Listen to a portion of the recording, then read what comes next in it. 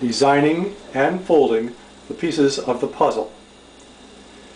In this method, we will draw or print a design on a small rectangle.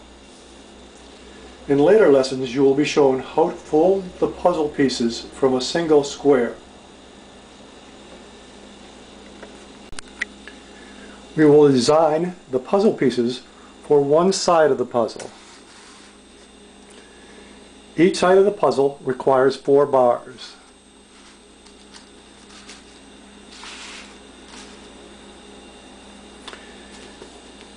You will have 4 designs.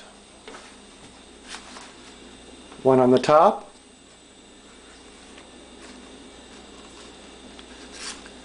one on the inside,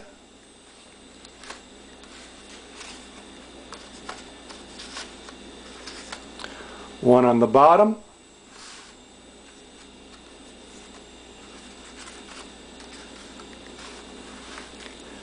and one on the outside.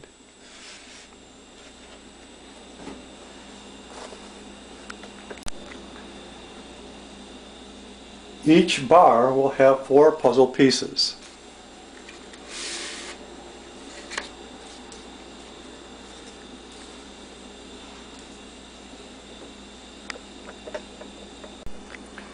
Each piece will consist of 4 consecutive squares.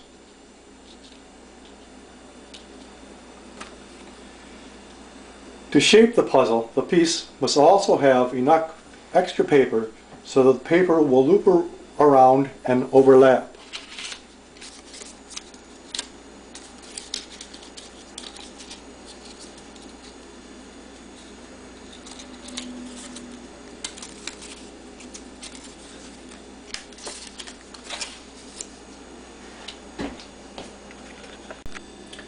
Here is the crease pattern for one piece when the patterns are printed or drawn on a rectangle of paper.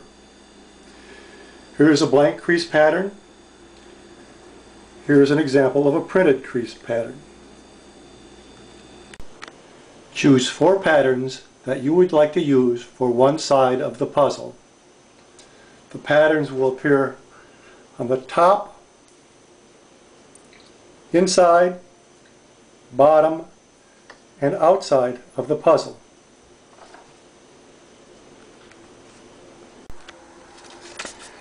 To define the patterns needed for any given piece of the puzzle, select the square in each of the patterns that lies exactly in the same position.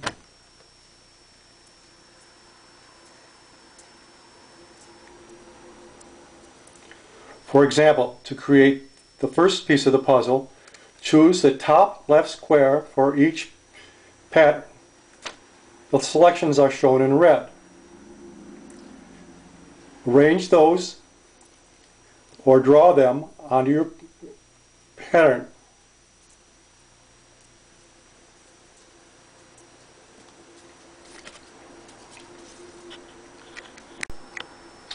There are actually 4 ways to print a successful piece because you can rotate the positions of the square as long as the same cyclical position is maintained. When solving the puzzle without rotations, the edge of the paper can give a clue as how to line up the puzzle pieces. Thus, rotating positions can make the puzzle more difficult to solve.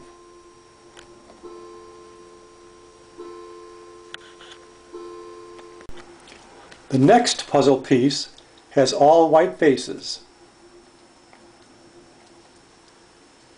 If you look at the next position, you notice that they are all white.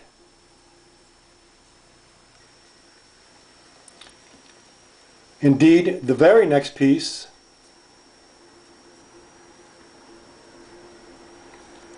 and the bottom middle sections of the pattern also have all white pieces.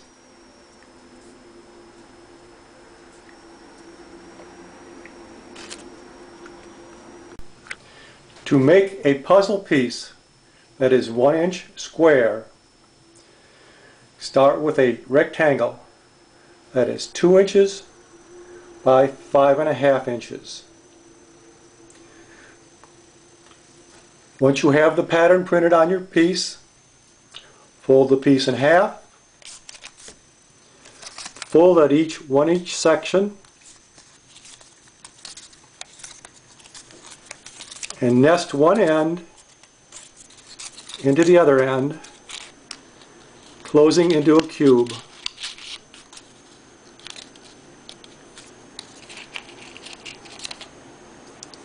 The puzzle piece is now complete and ready to place on the frame.